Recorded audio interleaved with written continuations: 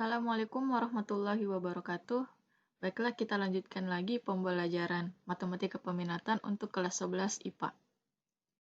Adapun tujuan pembelajaran pada video ini adalah peserta didik diharapkan dapat menentukan inverse dari fungsi trigonometri. Adapun inverse fungsi trigonometri ini adalah materi pendukung untuk melanjutkan materi persamaan trigonometri pada video-video sebelumnya. Apa itu inverse fungsi trigonometri? Inverse itu dalam matematika adalah kebalikan, sehingga nanti akan ada beberapa inverse yang akan kalian dapatkan dalam matematika. Salah satunya adalah inverse fungsi trigonometri. Jadi, kebalikan dari fungsi trigonometri. Diketahui bahwa tabel sudut istimewa ini sudah dipelajari pada kelas 10, di mana kita ketahui nilai-nilai sudut 0 sampai 360 derajat dan seterusnya itu bisa kita dapatkan melalui tabel sudut istimewa dan tentunya dengan beberapa rumus seperti rumus sudut berelasi dan lain sebagainya, sehingga kita bisa mengetahui nilai fungsi trigonometri.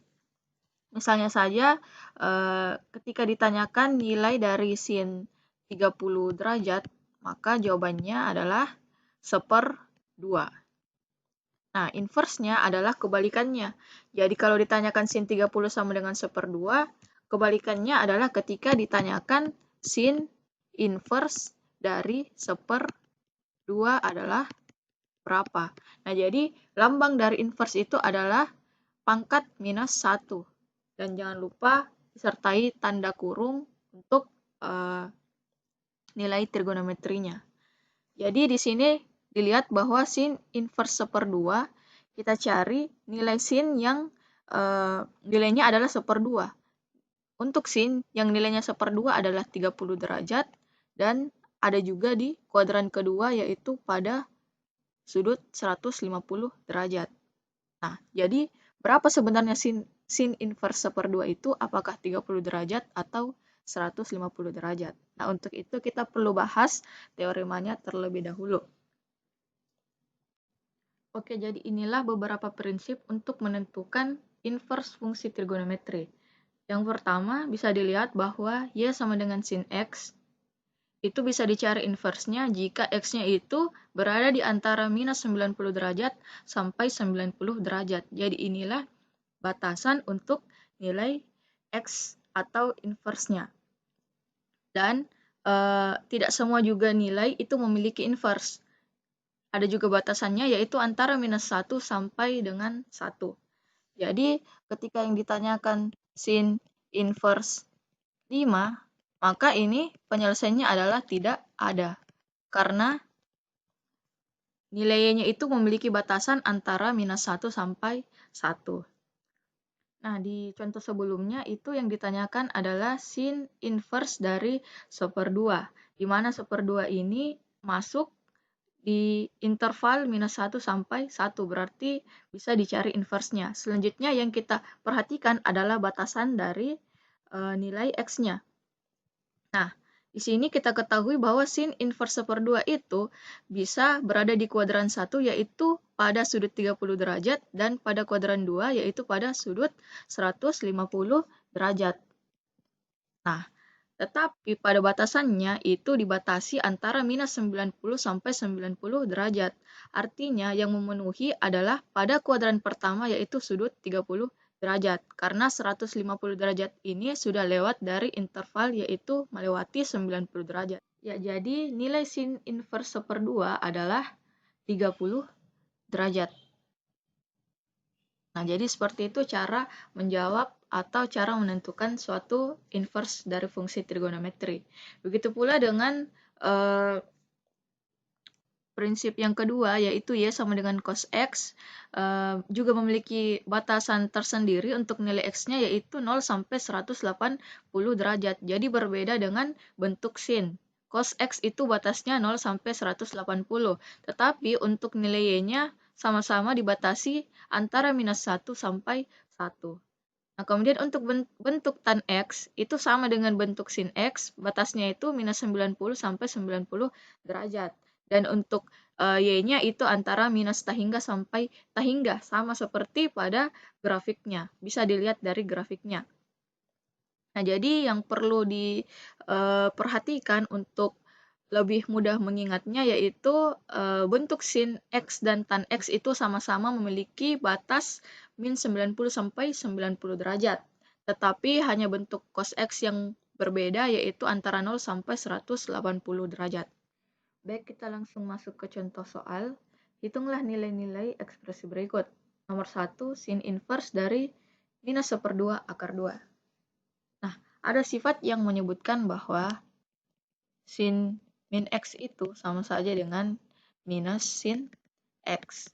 Jadi minusnya itu bisa di bawah ke depan. Artinya kita bisa cukup mencari nilai dari 1/2 akar 2. Nah, seharusnya untuk sudut istimewa itu sudah bisa dihafalkan, sudah juga dipelajari pada kelas 10. Nah, jadi pada video ini hanya sekedar untuk diperlihatkan supaya lebih jelas. Oke, jadi yang dicari tadi adalah 1/2 akar 2. Nah, sekarang perhatikan bahwa yang dicari adalah inverse dari sin, di mana batasnya itu antara minus 90 sampai 90 derajat. Berarti ketika melewati 90 derajat itu sudah tidak usah diperhatikan. Cukup cari nilai 1/2 akar 2, yaitu berada pada sudut 45 derajat. Berarti kita dapatkan bahwa sin inverse dari min 1/2 akar 2 itu adalah minus dari 45 derajat. Kenapa minus? Karena tadi kan sifatnya itu minusnya di bawah ke depan. Berarti nilainya adalah minus 45 derajat. Nah, minus 45 ini masuk dalam interval min 90 sampai 90 derajat. Berarti benar bahwa minus 45 derajat ini adalah inverse dari minus 1/2 akar 2. Oke, nomor 2, cos inverse dari 2. Nah, perhatikan nilainya tidak semua juga memiliki inverse. Akan tetapi perhatikan batasnya. Untuk cos itu batasnya batas yang bisa dicari inverse-nya itu antara minus 1 sampai 1. Sehingga untuk penyelesaian cos inverse dari 2 itu jawabannya adalah tidak ada. Tidak ada inverse-nya. Oke, soal yang terakhir. Tan dalam kurung tan inverse min 1. Nah, ini kita ketahui bahwa sama saja dengan bentuk dari sin min X sama dengan min sin X. Tan minus X itu juga sama dengan minus tan X. Artinya kita bisa pakai juga sifat ini. Untuk nomor 3 itu kita kerjakan terlebih dahulu yang ada di dalam tanda kurung. Artinya kita kerjakan dulu tan inverse dari minus 1. Kita kerjakan dulu tan inverse minus 1. Tan inverse minus 1 berapa nilainya? Nah, karena kita ingin gunakan sifat, maka cukup cari tan inverse 1. Tanda negatifnya nanti pindah ke depan. Nah, lihat di tabel sudut istimewa, perhatikan batasan untuk bentuk tan itu sama dengan bentuk sin, yaitu pada minus 90 sampai 90 derajat.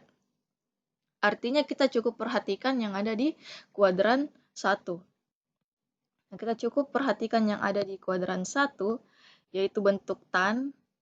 Kita cari tan yang nilainya 1. Yang nilainya 1 ada pada sudut 45 derajat. Nah, kita kembali ke soal.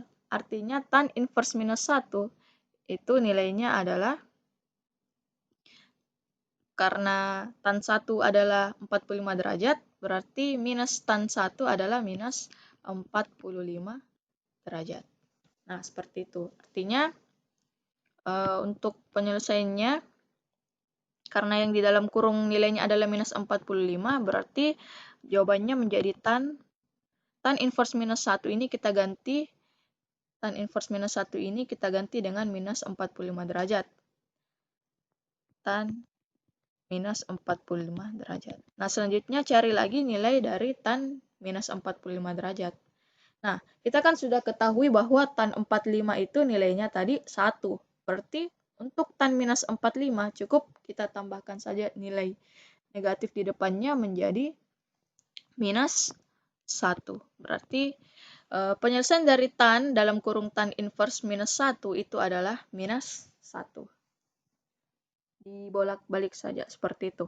Nah, jadi itulah tadi pembahasan tentang cara menentukan inverse fungsi trigonometri yang akan digunakan pada pembahasan persamaan trigonometri di materi selanjutnya. Semoga bisa dipahami. Maaf jika ada kekurangan. Assalamualaikum warahmatullahi wabarakatuh.